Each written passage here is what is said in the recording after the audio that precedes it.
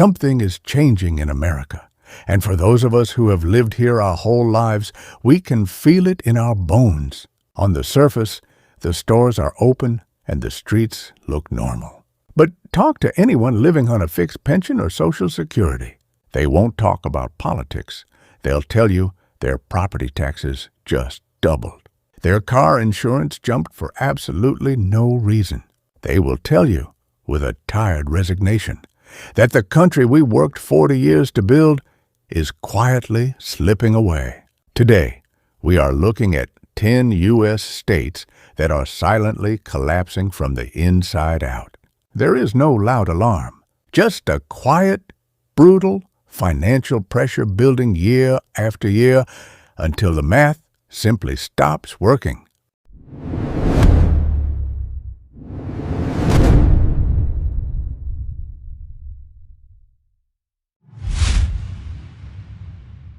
The state that is shrinking from the inside out. Start with one number, just one. In West Virginia, more people are dying each year than are being born. Not one bad year, not a pandemic spike. A sustained, ongoing trend that demographers now treat as a baseline. They call it natural decrease. What it means is this: even if outmigration stopped entirely tomorrow, the state would still be shrinking. On its own, from within. That is a different category of problem than anything else on this list. Decades of economic decline built around coal pushed younger residents out in search of work. The people who stayed tended to be older. Birth rates fell as the working-age population thinned. Over time, the demographic structure tilted so far toward aging that it could no longer replace itself. The effects are concrete. Schools consolidate and close. Hospitals carry more elderly patients with complex conditions while the tax base funding them shrinks. Local governments face the same impossible math every budget cycle: less revenue, more cost per resident, infrastructure built for a population that no longer fully exists. There's one more layer that usually gets left out. West Virginia has one of the highest rates of single adult homelessness in the country. Not families displaced by a financial shock. Individuals, people standing outside a system that is contracting around them, with fewer structures left to catch them.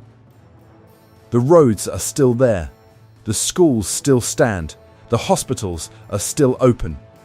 But the people needed to sustain all of it are aging out, leaving, and not being replaced. No state government has a clean answer to that. Most states never have to ask the question.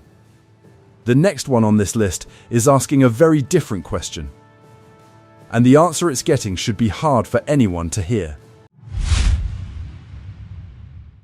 Where the nearest hospital is 2 hours away. Picture a 68-year-old retired teacher. Rural Mississippi.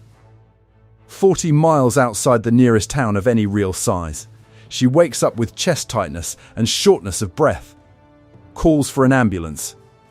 Paramedics arrive, stabilize her, and then tell her the nearest hospital with a functioning cardiac unit is 90 miles away. The local facility shut down 14 months ago. On rural roads, that's close to a 2-hour drive. That's not a hypothetical.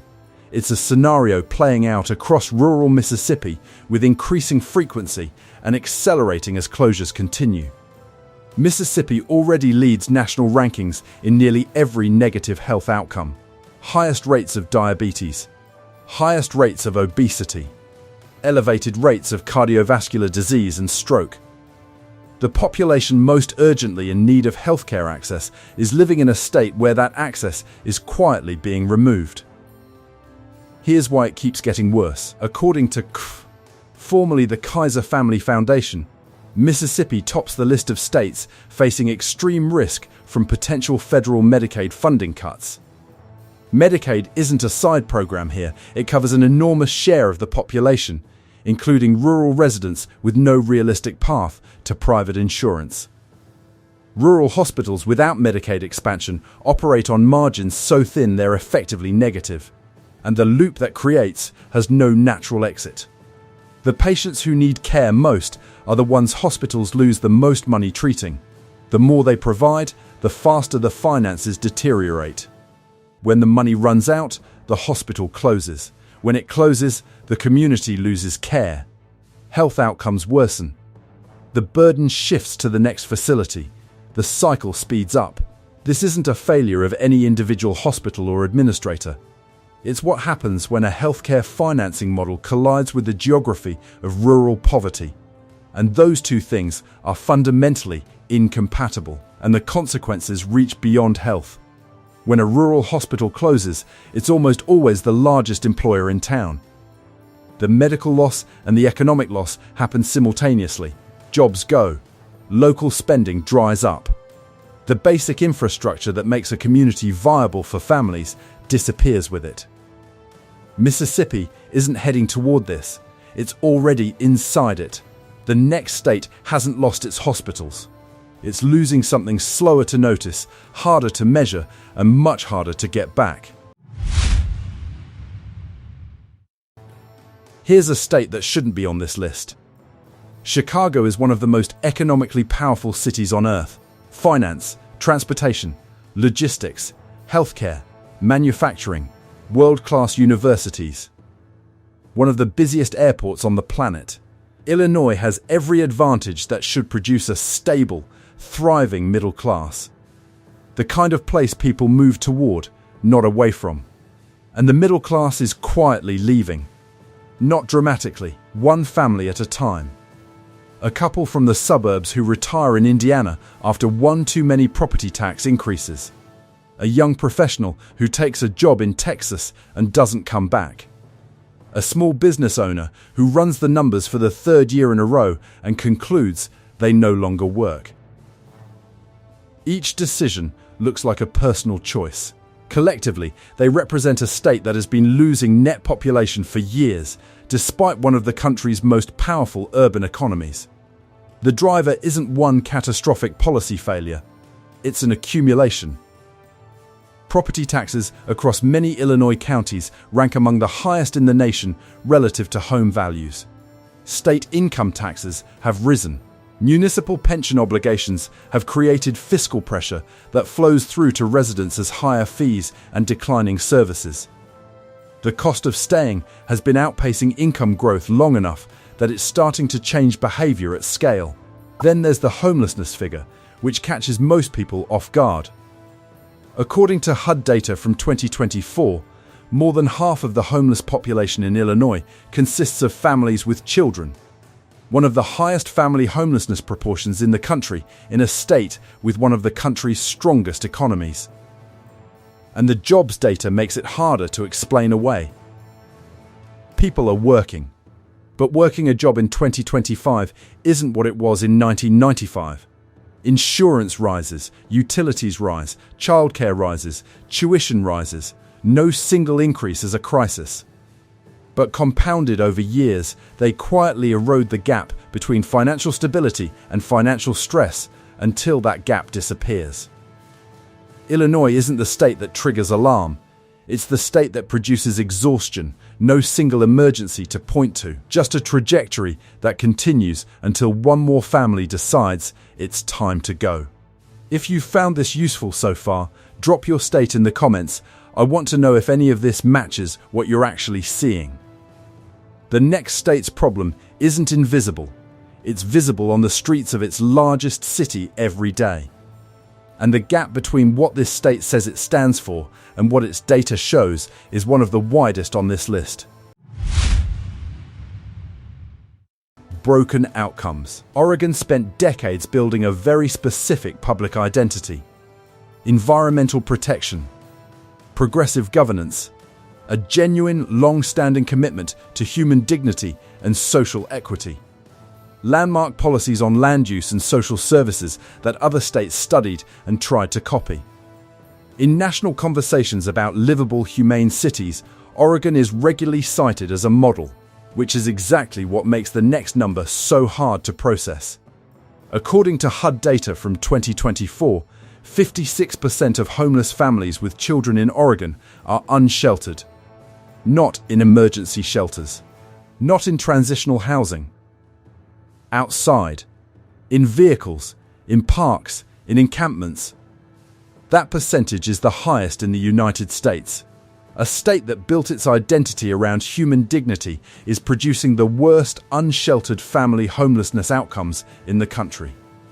That gap between the stated values and the actual data deserves more than a passing mention. The underlying causes aren't hard to identify, though they're worth being precise about. Oregon's housing supply has failed to keep pace with demand for an extended period.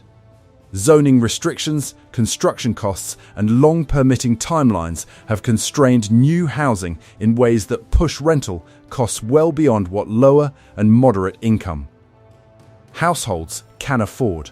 At the same time, service delivery hasn't scaled in proportion to the visible, measurable growth in need. It's also worth noting this isn't the only cause. Rising housing costs, mental health gaps, and economic shifts are all part of a complex picture, but the pattern is consistent enough to name. The labor market adds pressure. As of January 2026, Oregon's unemployment rate was 5.2%, meaningfully above the national average of 4.3%. When jobs are harder to find and rents stay high, the margin between stability and crisis narrows for a much larger share of the population than most people realize. Oregon makes visible something uncomfortable regardless of where you land politically. Good intentions don't automatically produce good outcomes. Policy design, implementation quality, and honest measurement of results are what determine whether values actually translate into reality. A state can hold the right commitments and still produce the wrong results if the mechanisms for turning those commitments into action aren't built carefully and adjusted, honestly, when the data says they aren't working. The question Oregon forces is not whether the problem matters. It's whether the approach being taken is actually reducing it. The next state made its crisis nearly invisible, not by solving it, but by letting it go on long enough that people simply stopped recognizing it as a crisis at all. The crisis that became wallpaper. There's a particular kind of failure that's harder to fix than an acute emergency. It happens when a problem persists long enough that society stops calling it a crisis. It doesn't get solved, it gets absorbed. And once that happens, the pressure to fix it quietly disappears with it. Washington State is living inside that process right now. Washington has the second highest number of chronically homeless individuals in the country, behind only California. Chronically homeless means continuously without housing for at least a year, or repeatedly so across multiple years. These aren't people passing through a rough patch. They're stuck in a condition the system hasn't moved them out of. Nearly half of Washington's single homeless adults fall into that chronic category. For them, homelessness isn't something they're working through. It's just their life. And the costs compound. Chronic homelessness correlates with untreated mental illness, substance use, and serious physical conditions, all requiring intensive, expensive intervention. Emergency rooms absorb the healthcare burden. Law enforcement absorbs the mental health response. The bills grow every year, even as the underlying condition stays exactly the same. Washington also has some of the highest average wages in the country. Major technology companies. Strong GDP. That contrast is worth naming because it makes the situation harder to dismiss. Economic growth and entrenched homelessness aren't contradictions. They're a predictable result when growth concentrates among higher earners and never translates into affordable housing or mental health access for people who need it most. The turning point Washington may have already crossed is the one where tent encampments stopped making commuters pause. When a crisis becomes wallpaper, no one decides to give up on it. It just quietly stops being a priority. The next state isn't dealing with something invisible. The land itself is disappearing. Number 5. Louisiana, paying full price to live on disappearing ground. Louisiana is losing land, Not through economic decline or population shifts, though both are happening. It's losing physical territory. The wetlands along the southern edge of the state are subsiding, eroding, and being reclaimed by the Gulf of Mexico at a rate with no modern American comparison.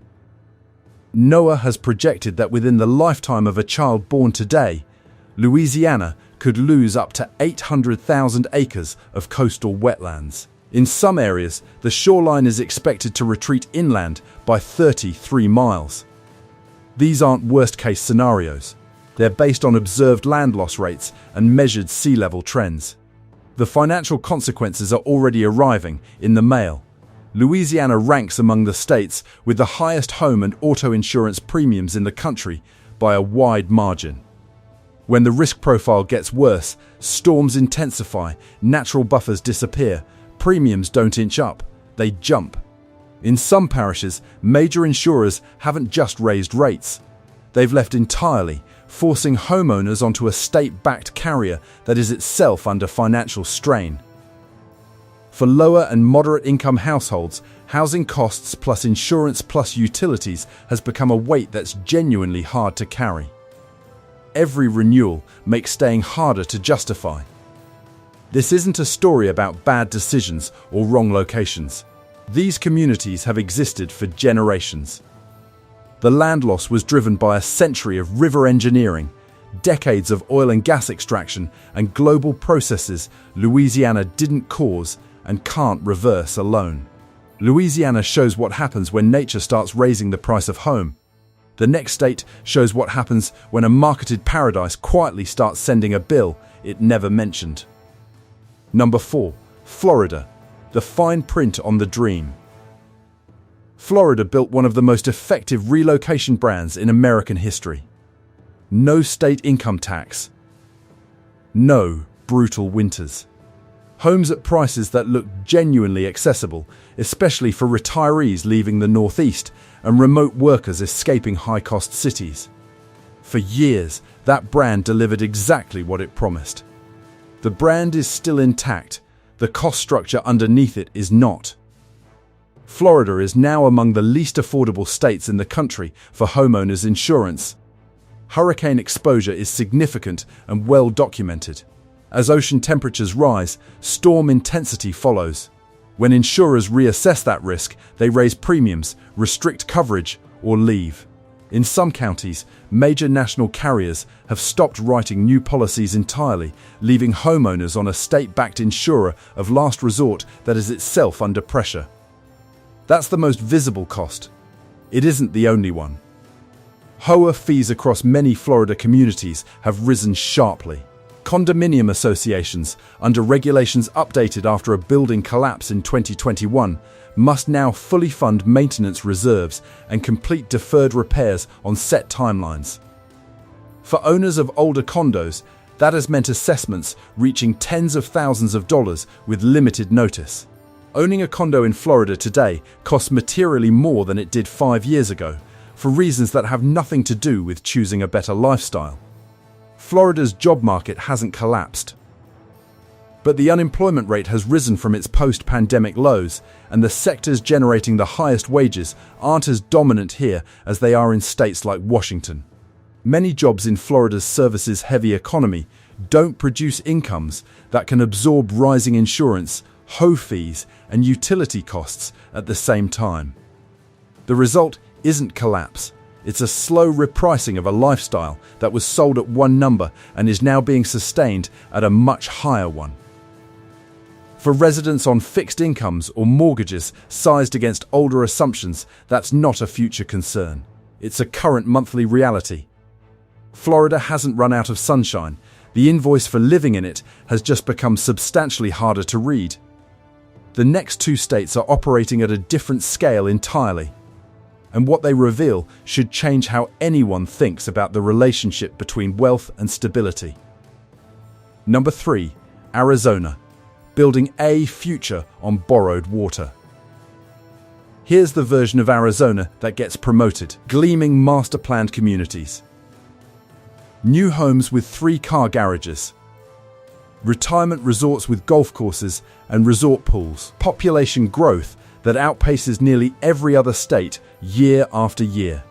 By almost every conventional measure, Arizona looks like one of the clear success stories of modern American expansion. Now here's the version that doesn't appear in the promotional material. Arizona's key groundwater management areas established a formal safe yield target for 2025. Safe yield means don't extract more groundwater than rainfall can replenish. As a policy goal, that sounds reasonable. The problem is, Arizona has been in a drought stretching back to the early 1990s.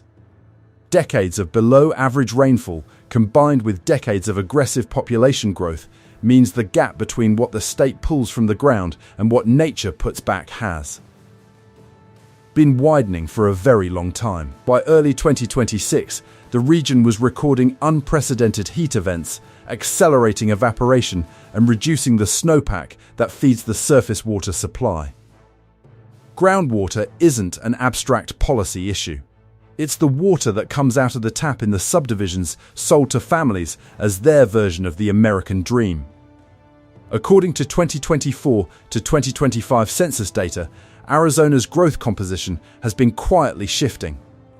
The state used to attract a significant share of international migrants, including skilled professionals in technology and aerospace. That's changed. Arizona now grows primarily through domestic in-migration, people relocating from other states. People are still arriving. But the economic character of that growth and the foundation supporting it is under increasing pressure. The core tension is structural. Arizona's suburban expansion model was designed for a water-abundant future that the hydrology of the American Southwest has never actually supported. You can build more subdivisions. You can zone more land. You can recruit more employers. What you cannot do is manufacture water when the aquifers supplying it are being depleted faster than they recover. An aquifer depletion isn't reversible on any timeline that matters to a homeowner or a city. Once the water table drops far enough, extraction costs rise, water quality often deteriorates, and some underground formations compact permanently, losing storage capacity even. If conditions eventually improve, Arizona isn't collapsing under poverty. It's expanding aggressively on top of a resource base that cannot support that expansion indefinitely. The prosperity is real. The foundation beneath it is less stable than the sales pitch suggests. The next state isn't running short on water. It's running short on something less visible and far harder to recover once it's gone. Number 2. New York, where wealth and poverty share the same zip code. New York generates wealth on a scale that's genuinely hard to put into perspective. The financial sector moves volumes of capital that exceed the GDP of most countries. The Manhattan real estate market functions as a global store of value for the world's wealthiest individuals. By total economic output, New York ranks among the most productive places on the planet. None of that prevents it from having a homelessness rate of approximately 81 people per 10,000 residents, nearly 4 times the national average. According to HUD data from 2024, New York has the highest number of homeless families with children in the country, more than 95,000 people. Approximately 60% of the state's entire homeless population consists of families. Let that sit for a moment. Tens of thousands of children are growing up without stable housing inside the metropolitan area that generates more wealth per square mile than almost anywhere else on Earth. They're in shelter systems, in transitional programs, in hotels funded through emergency vouchers, in far worse situations, trying to attend school while navigating the daily instability of not having a consistent place to sleep. The mechanism producing this isn't hard to trace. New York's housing market is among the most constrained in the country relative to the size of its population and the strength of its economy.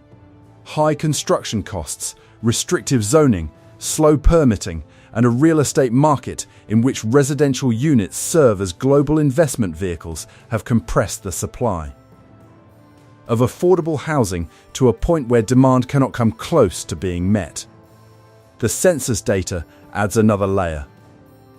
New York currently depends on international immigration to offset the outmigration of domestic residents.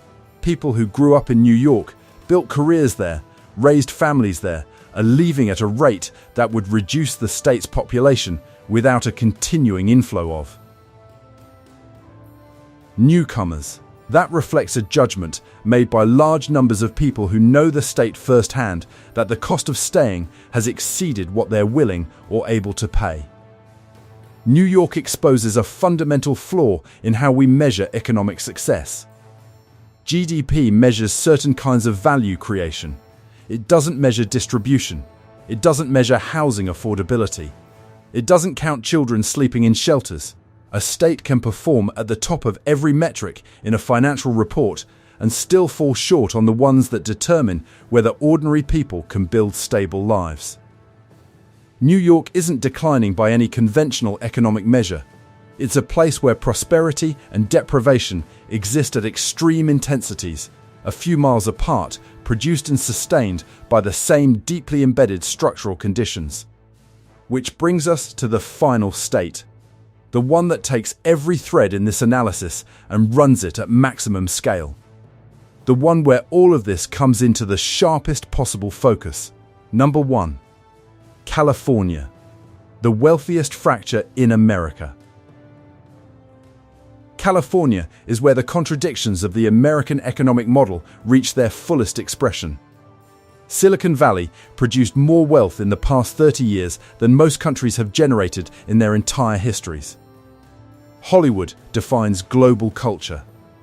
California's farms feed the nation. Its research universities produced a disproportionate share of the technologies shaping everyday life worldwide. By almost any measure of innovation and economic scale, California is exceptional. And California has an unemployment rate of approximately 5.4% above the national average. Domestic outmigration continues year after year as people calculate the cost of staying has become too high. Its homelessness rate stands at approximately 48 people per 10,000 residents, among the highest in the country. But the number that matters most on this list is one that rarely gets stated plainly. California accounts for 44% of the chronically homeless single individuals in the entire United States. Nearly half of the most entrenched homelessness problem in America is concentrated in one state. A state with a larger economy than most countries. A state that has directed billions of dollars toward this specific problem. A state whose political culture has consistently treated homelessness as an urgent crisis. The scale of that outcome, given the resources and the stated commitment, isn't easy to explain away. To be fair, homelessness in California involves many intersecting factors: housing costs, mental health infrastructure, substance use, and decades of underinvestment in social systems. But researchers broadly agree on the core driver. Housing production has lagged far behind demand for decades. When technology workers compete for the same constrained housing stock as nurses, teachers, and service workers, the outcomes for lower-income residents follow predictably. The insurance market is deteriorating here, just as it has in Florida and Louisiana. Major insurers are pulling back due to wildfire risk, creating coverage gaps and sharp premium increases even in high-value communities. California is losing domestic residents while continuing to attract international migrants, the same pattern as New York. The people who know the state from the inside are leaving. Those who see it from the outside still see the brand. That gap is itself a signal. California didn't arrive here through one concentrated failure. It arrived through decades of individually reasonable decisions that accumulated into a structural environment where an ordinary life has become very expensive, and where the systems producing expensive housing have consistently outrun the ones designed to make it accessible. What California represents in this analysis isn't the worst-case outcome. It's the most instructive one, Because California has the resources, the talent, and the institutional capacity that most states don't. If this pattern were primarily a problem of poverty or limited capacity, California would be the exception. It isn't. It's the clearest example of the rule. A place can generate enormous wealth and still fail to provide stable lives for a large portion of its residents. And often, the processes that generate one also quietly generate the other. 10 states. 10 different combinations of causes, pressures, and conditions. But the pattern underneath all of them is consistent enough to name directly. Arizona is building on a water supply that cannot sustain its own expansion. Illinois is watching its middle class quietly decide the cost of staying is too high. Mississippi is losing the hospital infrastructure that makes rural communities viable.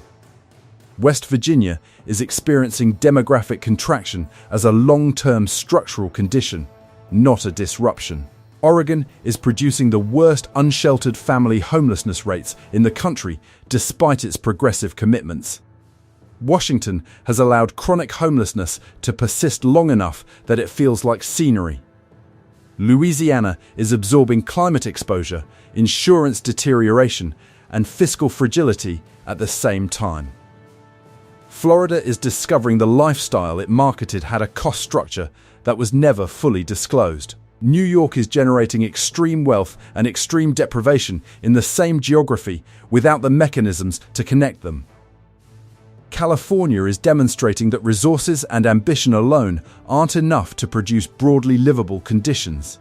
None of these states are collapsing in any sudden, obvious way.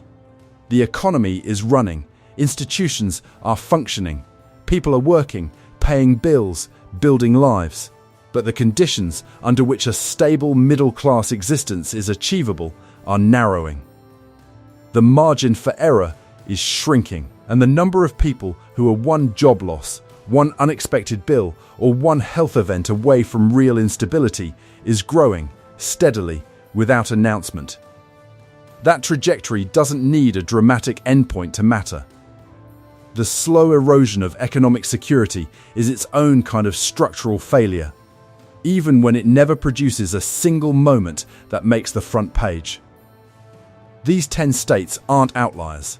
They're case studies, 10 versions of a broader pattern that exists in varying degrees across the country. The data doesn't lie. It also doesn't fix itself.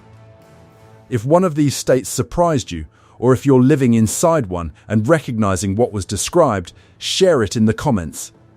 The most important conversation about this isn't happening on the news, it's happening at people's own dinner tables.